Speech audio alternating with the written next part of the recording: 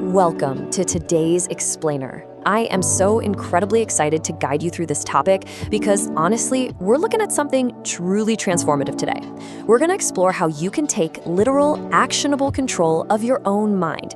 I'm talking about completely reprogramming the way you think, escaping those destructive mental loops that just hold you back, and actually training your brain to see opportunities you've literally been walking right past. If you've ever felt like your own worst enemy, well, you are in exactly the right place. So are you a prisoner of your thoughts? Look, let's be completely honest for a second. You can absolutely be born into circumstances that are entirely out of your control. Life can be unfair, cruel, and sometimes completely unsafe. You might be facing very real, immense obstacles that you didn't ask for and definitely do not deserve. But here is the profound truth we're unpacking today. While those circumstances are real, the mental prison of negative thinking is one that we build ourselves. And because we build it, we possess the absolute power to dismantle it. The real power you always have is how you choose to mentally react to your circumstances. Okay, let's dive right into this. Here's a quick roadmap for our explainer today. First, we'll look at the mind's prison and negative thinking. Second, the reticular activating system. Third, we'll cover actual strategies to reprogram your mind. And finally, we'll wrap up with the science of manifestation and repetition. Let's get to it. All right, starting off with section 1, the mind's prison and negative thinking. To break out of this mental prison, we first need to identify the internal patterns and destructive loops that are just running on autopilot. You know the ones, right? The I'm not good enough, I'm not smart enough, or constantly bracing for the absolute worst case scenario. We really need to draw a sharp contrast here between two very different types of worry. On the left, we have productive worry. This is the kind of worry that actually motivates you to get up, prepare, and take necessary action. It's useful. But on the right, we have destructive worry. This is that endless, exhausting loop of what ifs. What if this happens? What if I fail? Destructive worry doesn't help you prepare at all. It literally makes you circle the drain mentally. It paralyzes you. And it's the exact pattern we're going to learn how to break today. Listen to this because it's so true. The most important relationship that you have is the one you have with yourself, and you work on it the least. Think about it. Self-confidence, self-love, self-esteem, self-reliance. Notice how every single one of those concepts begins with the word self. You have to give those things to yourself. If you want validation, you can't constantly seek it from the outside world. You have to generate it for yourself. If you want to feel supported, you absolutely must start by supporting yourself from within.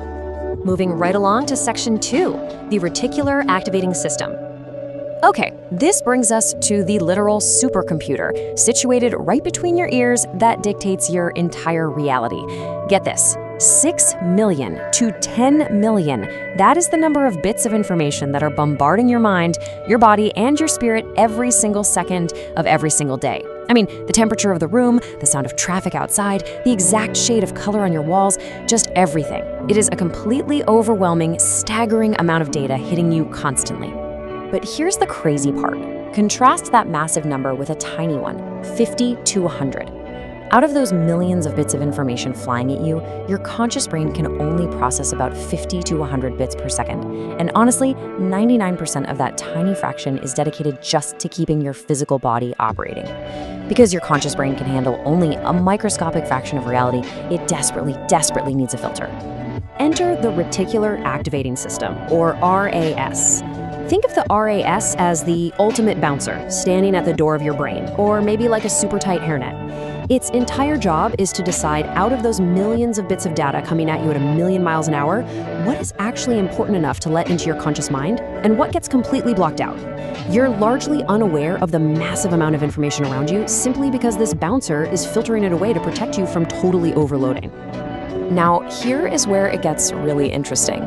The RAS acts exactly like a dynamic social media algorithm. You know how you can be chatting with a friend about, say, buying a bird feeder, and suddenly your phone is flooded with ads for bird feeders? Well, your brain has the exact same dynamic filter. What is important to your brain is whatever you tell it is important. If you constantly focus on your flaws, the bouncer lets in all the evidence of your flaws. But if you tell it to look for opportunities, it's going to start letting those through instead. It's wild. So how do we use this? Let's check out section 3, strategies to reprogram the mind. Knowing that we have this incredible filter, let's move from the science of the problem to some actual daily solutions. You literally hold the remote control to this mental algorithm, and it's time to start programming it intentionally. Here is a direct 3-step strategy to handle negative self-talk. Step 1 is a little bit of tough love. Interrupt. The absolute second you catch yourself in a destructive thought like, ugh, I'm a failure, you literally high-five it away in your mind and tell yourself, nope, I'm not thinking about that. Step 2 is to notice the pattern. Over the next day or so, just pay attention to what triggers these negative loops. Finally, step 3, replace it with a meaningful mantra. Look, you can't just slap "I'm perfect" over a deep insecurity if you don't actually believe it. You need a believable mantra, like, I'm not perfect, but I'm doing my absolute best. You have to interrupt the bad thought and replace it before your brain can circle the dream. Now, how do we start positively training that bouncer, the RAS, every single day? I absolutely love this strategy, the look for hearts game. It's so incredibly simple. As you go about your day, you consciously tell your brain to find a naturally occurring heart shape. It could be a leaf on the ground, a stain on the sidewalk, or even the foam in your morning coffee. You are literally giving your brain a specific, physical target to look for out in the real world. Now, you might be sitting there wondering why on earth you should spend your time looking for heart shapes. Well, first off, finding a heart-shaped rock proves to you that your mind is flexible. It proves you can actively redirect your reticular activating system.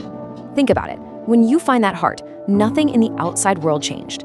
The only thing that changed was the filter on your supercomputer. By making a fun project out of spotting something you usually block out, you are fundamentally training yourself to spot the massive life and financial opportunities that you are currently walking right past, simply because your brain isn't programmed to look for them yet. Which brings us to our final part, section 4, scientific manifestation and repetition. Let's aggressively challenge the idea right now that manifestation is just fairy dust or mystical woo-woo nonsense. We are going to look at the concrete science behind making your mind work for your goals. Manifestation is hard science. It is the ability to take a very clear intention and intentionally embed it into your subconscious. By doing this, you actually fire and wire brand new neural pathways together. Think of your brain's executive function as like an internal golden retriever. Manifesting is simply training that golden retriever to enthusiastically chase down exactly what you want in life, rather than turning on you and chasing negative anxieties. So how do you practically encode this brand new default mindset? Well, through sheer repetition. Here is the exact breakdown. Step 1, take out a pencil and actually write down a believable statement you want to hold about yourself. Something like, I am capable of success, or, my hard work will pay off. Step 2, read it to yourself. And step 3, say it out loud repeatedly. Look, by writing it down, you're signaling to your RAS that this is important. And through repetition, you embed that intention so deep into your subconscious that your brain actively starts chasing down the evidence to make it a reality. Which leaves us with this final, absolutely crucial question. What are you going to tell your brain to look for today? You see, you aren't a helpless prisoner of your thoughts. You're the programmer of a biological supercomputer. The second this explainer ends, you have a choice. Will you let the algorithm default to destructive worry? Or will you grab the remote control, interrupt those negative loops, and actively program your mind to spot the opportunities meant for you? The power is entirely in your hands. Thank you so much for learning with me today.